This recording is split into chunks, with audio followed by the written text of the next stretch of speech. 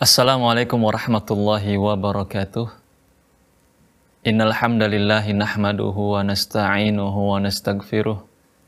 Na'udzu billahi min syururi anfusina wa min sayyiati a'malina. May yahdihillahu fahuwal muhtad wa may yudlil falan tajida lahu waliyyan mursyida. Asyhadu an la ilaha illallah wahdahu la syarikalah wa asyhadu anna Muhammadan abduhu wa rasuluh. Qala Allah Ta'ala fi kitabihil karim, ya ayyuhalladzina amanu taqullaha haqqa tuqatih wa la tamutunna illa wa antum muslimun. Wa qala an-nabiy sallallahu alaihi wasallam, fa inna asdaqal hadithi kitabullah wa khairal hadi hadi Muhammadin sallallahu alaihi wasallam.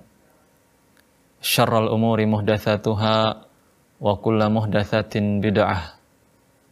Kaum muslimin wal muslimat, al musyahidin wal musyahidat, pemirsa, pemerhati Salam TV, sahabat keluarga muslim dimanapun berada, kembali kita melanjutkan program kajian kita masih dalam pembahasan syarah kitab Bulughul Maram.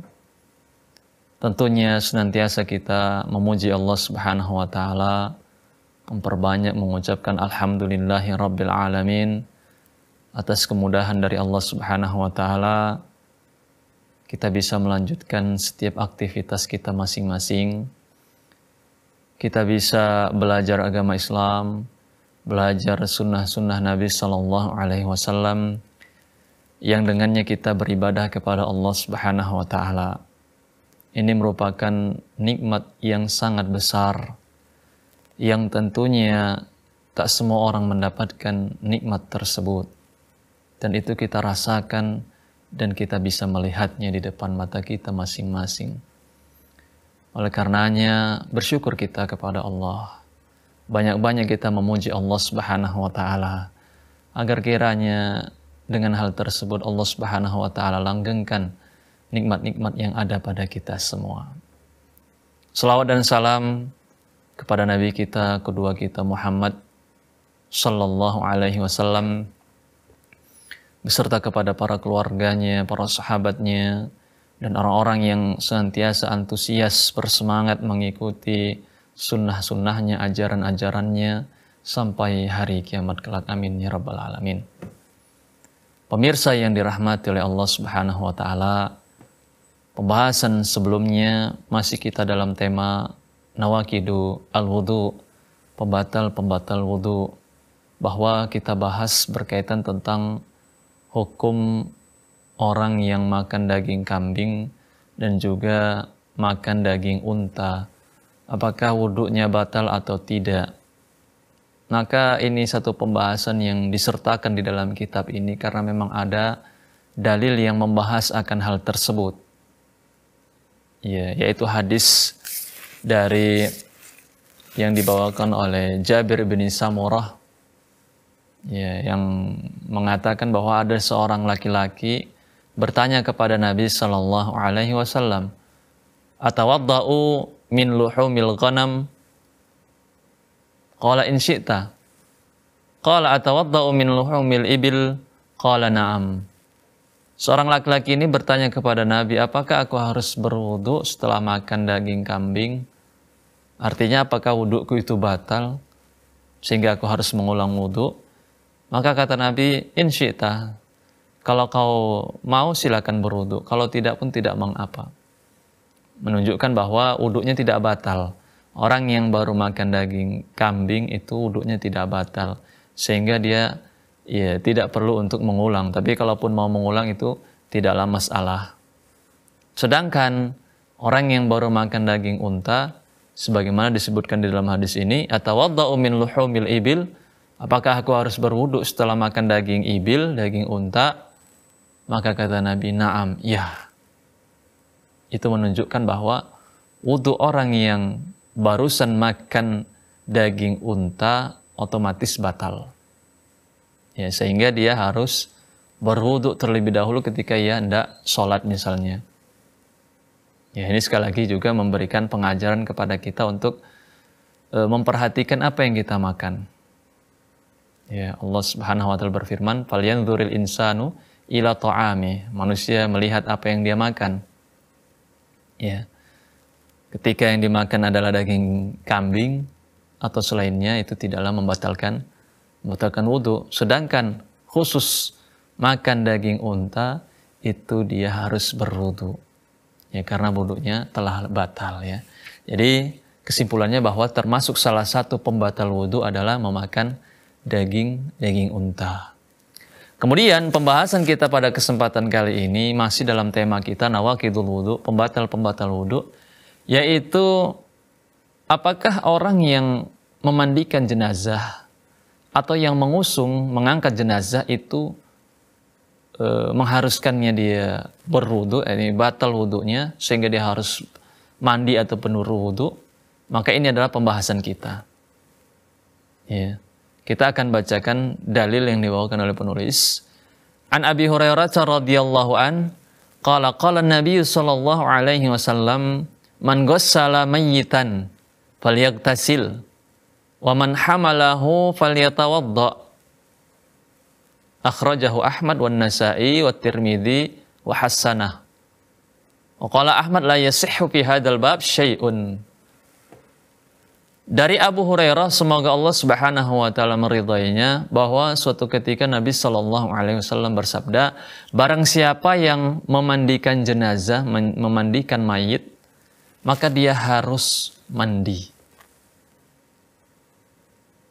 Adapun orang yang mengusung jenazah, mengangkat jenazah, maka dia harus berwudu. Hadis ini dikeluarkan oleh Al-Imam Ahmad wan Nasa'i. Demikian pula At-Tirmidzi, dan At-Tirmidzi menghasankan hadis ini. Sedangkan tambahan dari Imam Ahmad, la yasihhu fi hadzal bab syai'. Dalam masalah ini tidak ada hadis yang sahih.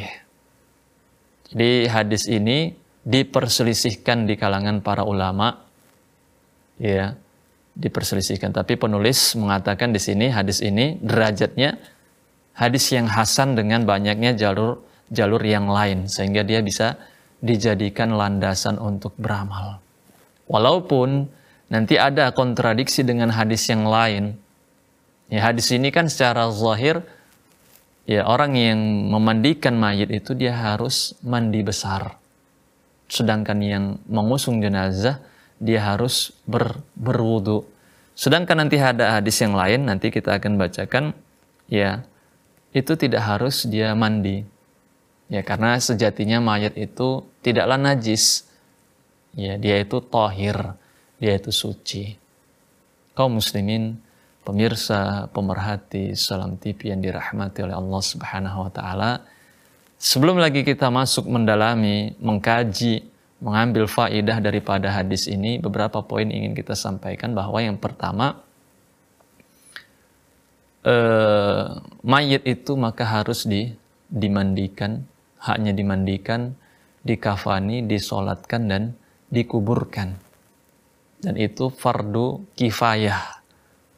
Ya, hukumnya wajib secara kolektif. Di suatu tempat, ketika sudah ada yang melaksanakan tugas-tugas yang barusan kita sebutkan tadi di dalam suatu tempat dengan, ya, angka yang cukup, maka gugurlah dosa-dosa, ya, penghuni tempat tersebut. Tapi kita katakan dengan angka yang cukup, bukan berarti satu orang, ya, karena bagaimana mungkin satu orang bisa dia memandikan, dia bisa mengkafani, dia bisa menyolatkan, dia juga yang menguburkan. Maka kita katakan dengan angka yang cukup untuk melakukan proses, ya, yang telah kita sebutkan tadi, mulai dari, ya, memandikannya, mengkafaninya, mensolatkan, dan menguburkannya.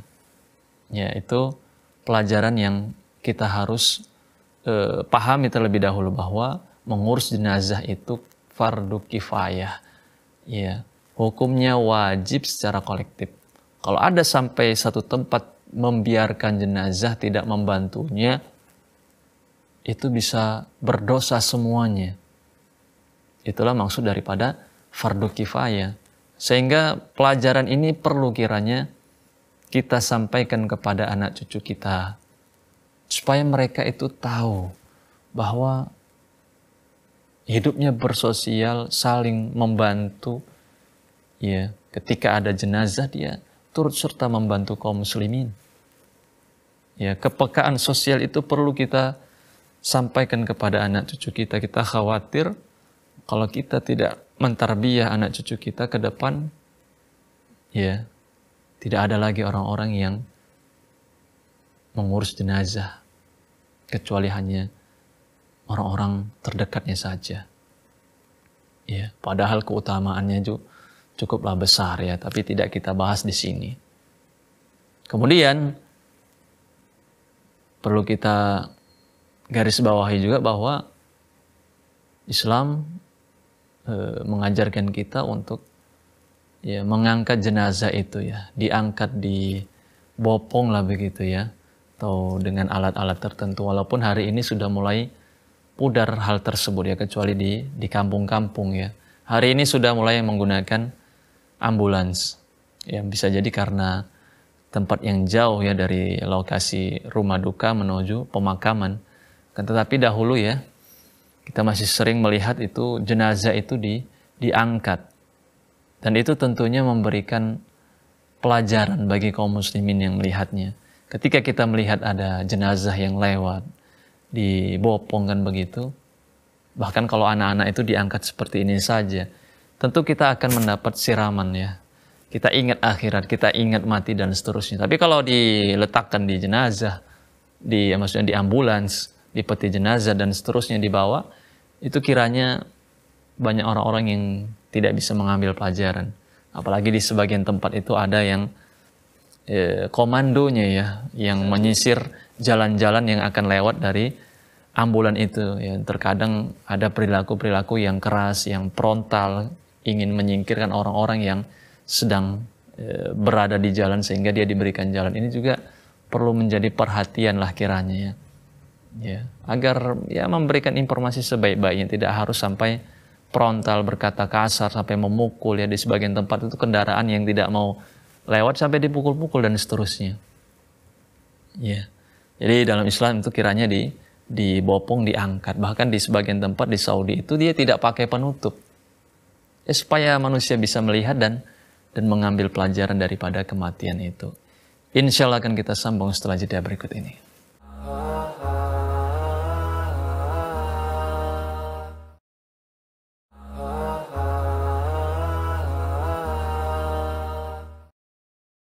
Alhamdulillah wassalatu wassalamu ala rasulillahi amma ba'du.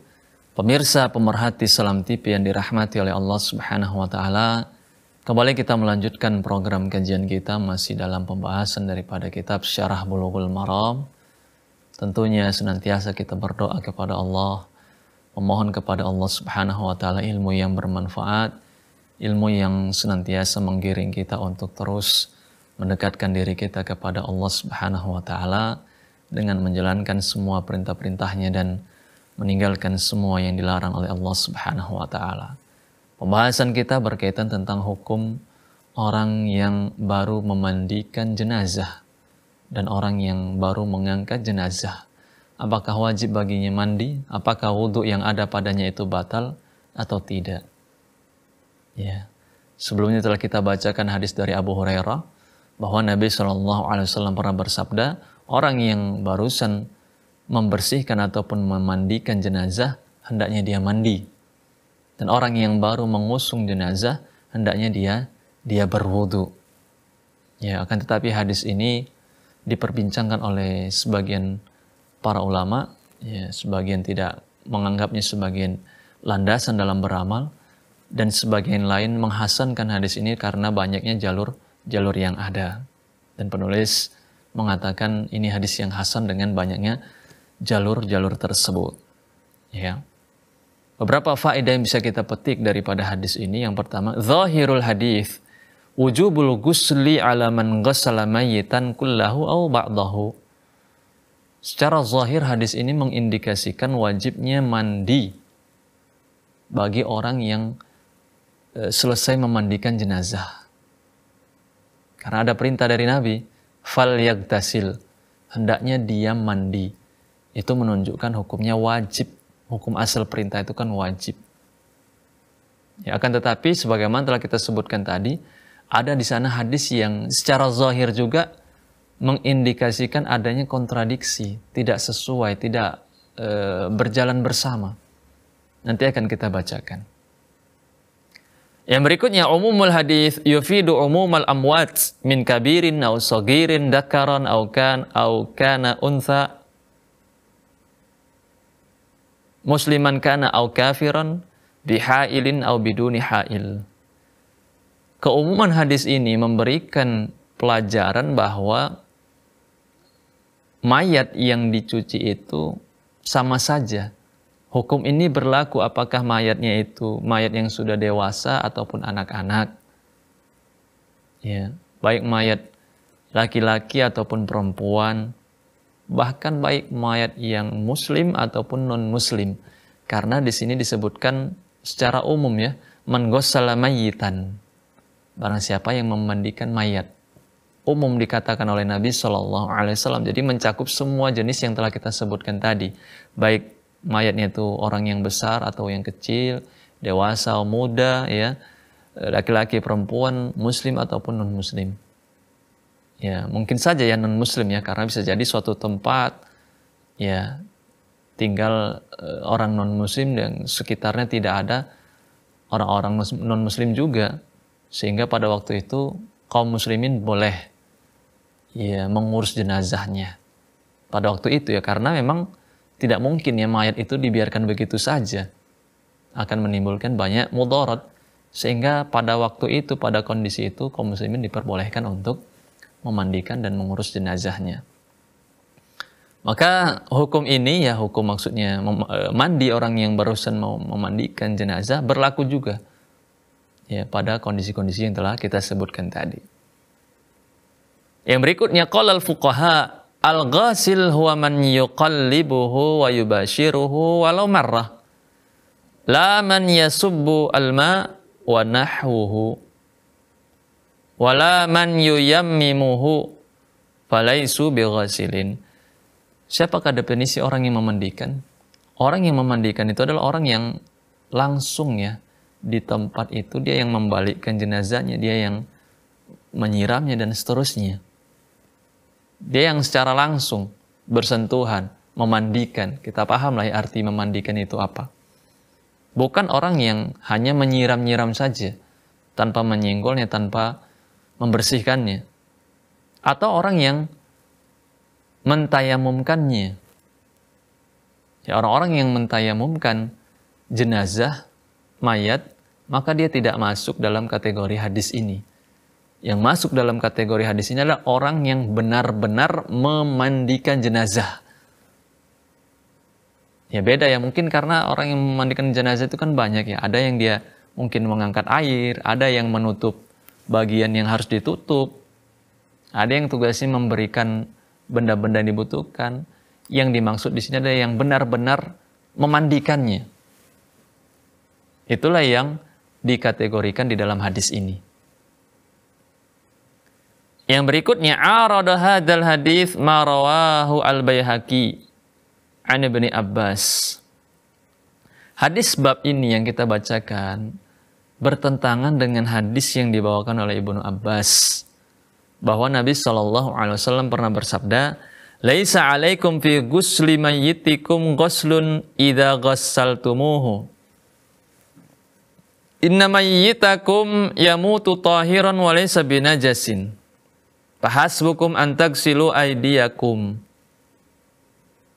Kata Nabi SAW, tidak ada kewajiban kalian mandi setelah kalian memandikan jenazah. Karena sesungguhnya jenazah itu, mayit kalian itu meninggal dalam keadaan tahir. Walaysa binajis, dia itu suci bukanlah najis, sehingga kalian harus mandi. Fahasbukum an tagsilu aydiyakum, cukup bagi kalian cuci tangan saja tanpa harus mandi. Nah, ini yang kita katakan tadi kontradiksi dengan hadis yang kita bacakan di bab yang pertama tadi, bahwa mandilah hukum bagi orang-orang yang memandikan jenazah. Sedangkan dalam hadis ini, dan hadis ini dinilai oleh Al-Hafidz Ibnu Hajar hadis yang hasan. bahwa tidak ada kewajiban mandi. Cukup cuci tangan saja. Ya, jadi para ulama berusaha kiranya mengkompromikan kedua hadis ini. Ya, karena tidak sedikit tadi kita katakan ada juga ulama yang menghasankan hadis yang pertama tadi. Di antaranya adalah At-Tirmidzi. Al-Imam At-Tirmidzi. Nah, hasil daripada kompromi kedua hadis ini bahwa annal amra fi hadithi Abi Hurairah lin nadabi, ya, bahwa perintah di dalam hadis yang pertama hendaknya dia bermandi, ya, itu perintah yang menunjukkan satu sunnah, anjuran saja, tidak sampai derajat kewajiban. Wa yu'ayyidu hadza al-jama' ma rawa Abdullah ibnu al-Imam Ahmad an Ibni Umar qala kunna nughassilul mayyita faminna man yaghtasil wa minna man la yaghtasil. Ya, karena ada riwayat lain yang mendukung, ya, pendapat ini bahwa perintah dalam hadis tadi hendaknya dia mandi itu perintah yang sifatnya sunnah, tidak wajib.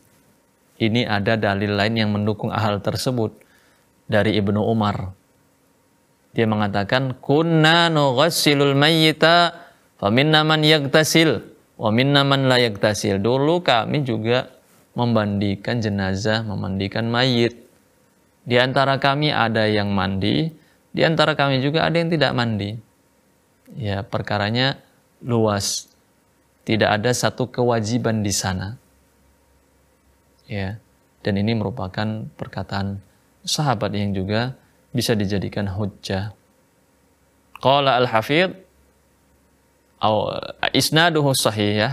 Hadis ini atau riwayat ini sanadnya yang bisa dipegang, ya, yang sahih. Wa huwa ahsan ma jumi'a bihi baina hadzaini al-haditsain.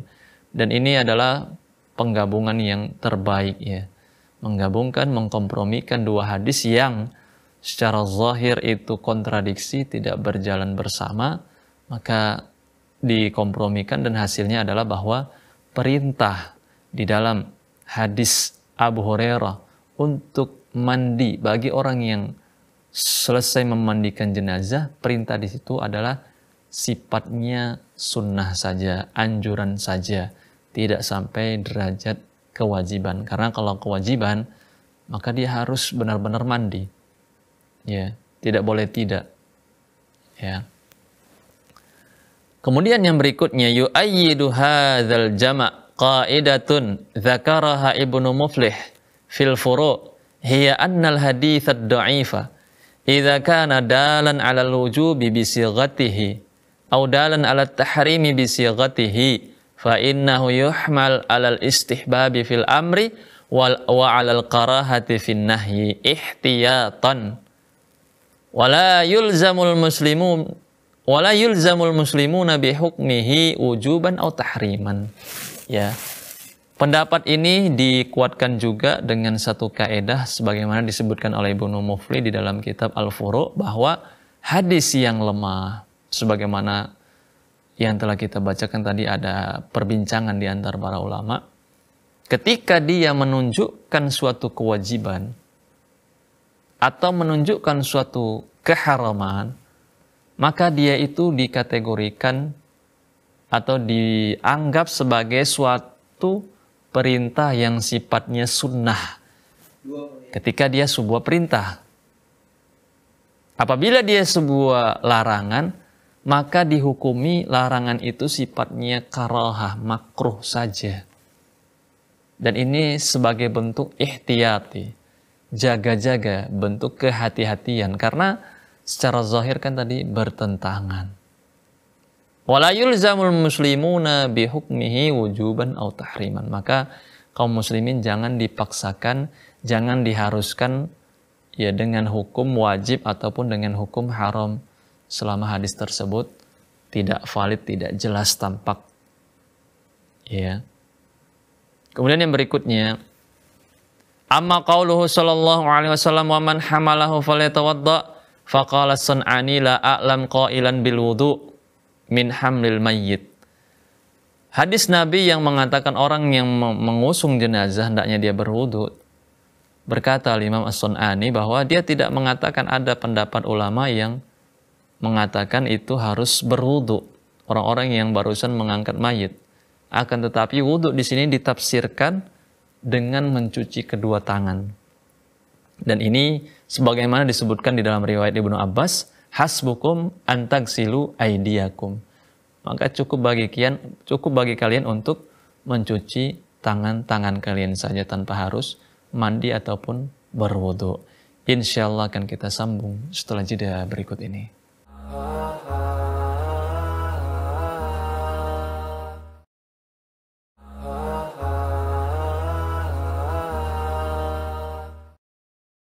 Alhamdulillah wassalatu wassalamu ala rasulillahi amma ba'du. Pemirsa pemerhati Salam TV yang dirahmati oleh Allah Subhanahu wa taala, kembali kita melanjutkan program kajian kita masih dalam pembahasan daripada kitab Syarah Bulughul Maram. Tentunya senantiasa kita berdoa kepada Allah, memohon ilmu yang bermanfaat, ilmu yang senantiasa menggiring kita untuk menjadi orang-orang yang bertakwa kepada Allah Subhanahu wa taala. Amin ya rabbal alamin. Barusan kita bahas berkaitan tentang hukum orang-orang yang baru memandikan jenazah dan orang-orang yang mengusung jenazah. Ya, kesimpulannya bahwa perintah dalam hadis ya yang memerintahkan untuk mandi orang-orang yang barusan memandikan jenazah, maka di situ perintahnya sifatnya adalah istihbab. Ya, dianjurkan saja, disunahkan saja. Ya, tidak sampai derajat yang diwajibkan. Demikian juga orang-orang yang barusan mengusung jenazah, maka disunahkan untuk berwudu. Kemudian kita akan membacakan hadis berikutnya, hadis ke-71.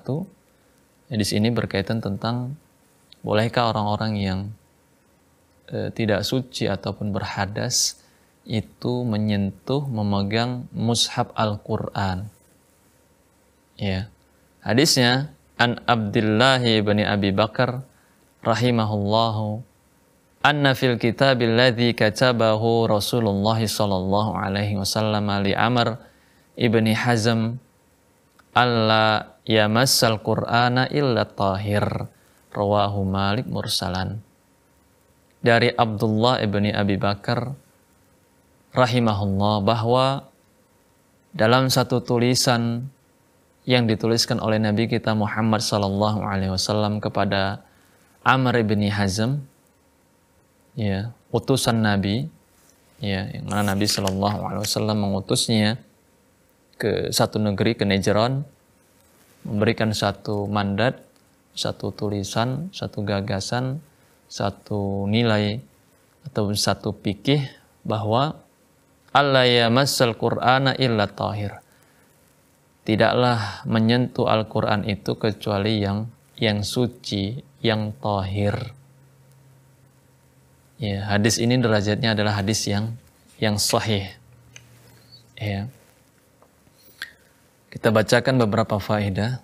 Yang pertama, Amr ibn Hazm al-Ansari hinama ba'athahu an-nabiy sallallahu alaihi wasallam ila Najran liyufaqqihahum fid dini, katabalahu hadzal kitab al-azim alladzi jama'a katsiran minas sunani wa talaqqathu al-ummatu bil qabul.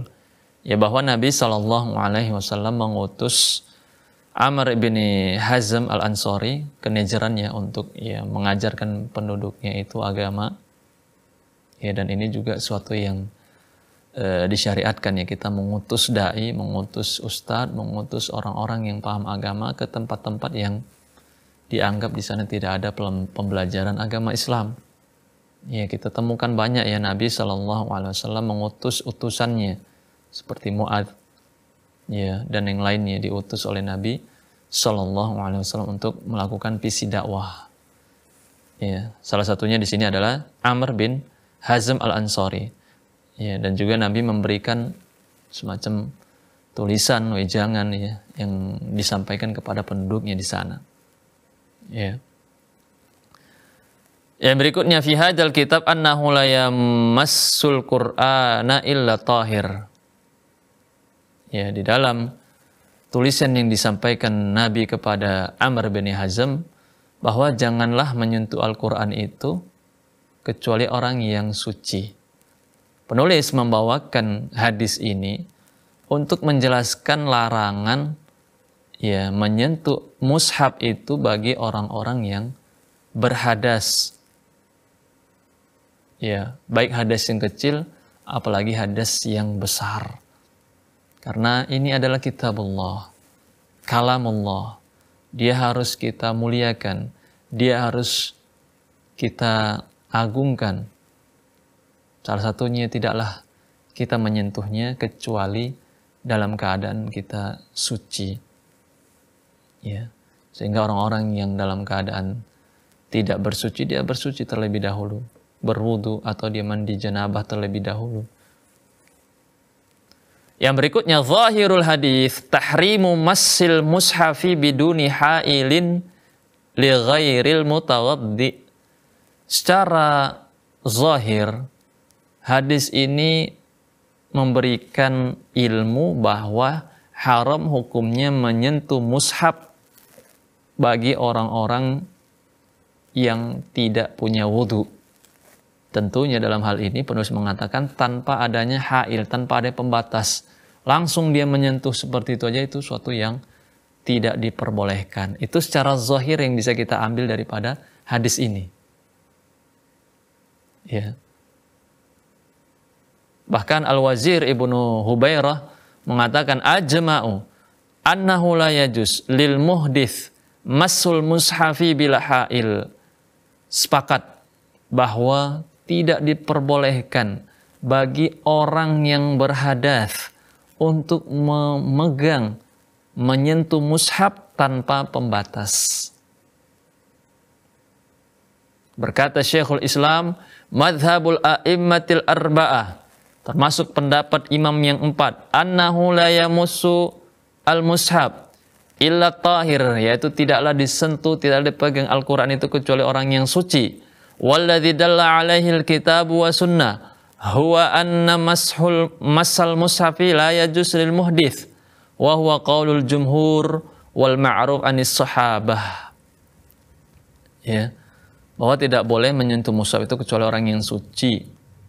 Dan inilah yang ditunjukkan dari Al-Qur'an dan sunnah, bahwa menyentuh mushaf tidak diperbolehkan bagi orang-orang yang berhadas. Dan ini pendapat jumhur, dan ini pendapat yang dikenal di kalangan para sahabat. Walaupun memang tetap ada perselisihan di antara para ulama. Ketika di sini disebut jumhur, maka di sana ada golongan yang memandang itu bukanlah suatu yang dilarang. Ya, karena ada perselisihan mereka terkait tentang ayat di dalam firman Allah Subhanahu wa taala di dalam surah Al-Waqiah, la yamassuhu illal mutahharun.